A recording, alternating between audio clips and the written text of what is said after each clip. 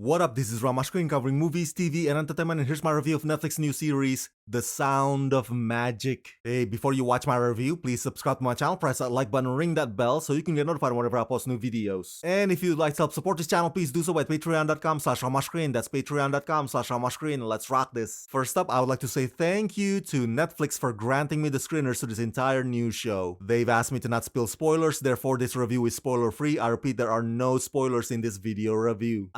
Yes, big fan of Netflix K-dramas. Keep 'em coming, baby, keep 'em coming. I've said this before and I'll say it again. South Korea has some of the best storytellers in the world, and while you and I may disagree on some of their qualities, but we gotta admit that they are persistent in either producing something unique or putting a crazy spin on a familiar concept. Now, this latest one, The Sound of Magic, I gotta say I have mixed feelings about it. Oh, don't worry, it's mostly positive, but the simplest way I can think of to describe this show is it's like a cross between Peter Pan and K-Pax. I know, K-Pax features He Who Shall Not Be Mentioned, but if you recall, Kevin Spacey played a guy in a mental hospital who claims that he's a space alien in a human body. So that's what the Sound of Magic storyline kinda reminds me of. But this is a fantasy musical drama with sentimental emotional beats. The Sound of Magic is enigmatic and spellbinding. Based on Ha Il-kwon's webtoon, in The Sound of Magic,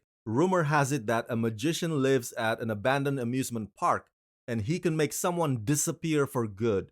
Yoon Ah-yi, a girl struggling to feed herself and her sister, experiences her life changes as she meets the mysterious magician. Now, the magician is quite the character. From a distance, he looks like a cosplay of the Tuxedo Mask from Sailor Moon franchise. But the designs for the abandoned theme park where he lives are just as mysterious as his magic. The place looks like something out of Tim Burton's textbook. Accompanied only by his parrot, he's a Mad Hatter in a lonesome wonderland. There are a total of 6 episodes, each runs about an hour long, sometimes an hour plus few minutes. And I think that that's my major criticism about this show, because usually by the 30th or the 40th minute, I kinda get the gist of the episode, so there's really no need to drag it out. And while for the most part, the song and dance numbers are a sight for sore eyes, with all kinds of interesting choreographies and imagery, but sometimes I get so invested in the plot that I get annoyed whenever the musical happens and puts it all on pause, cause it kinda breaks or ruins the flow. Plus, not all of the songs are that memorable either. On top of which, the dialogues are not very well written and the female antagonist is way too superficial. That said, I do love the themes because on one hand, you have Yoon Ah-yi who has to be an adult fast because her parents left her, and she has no choice but to be the responsible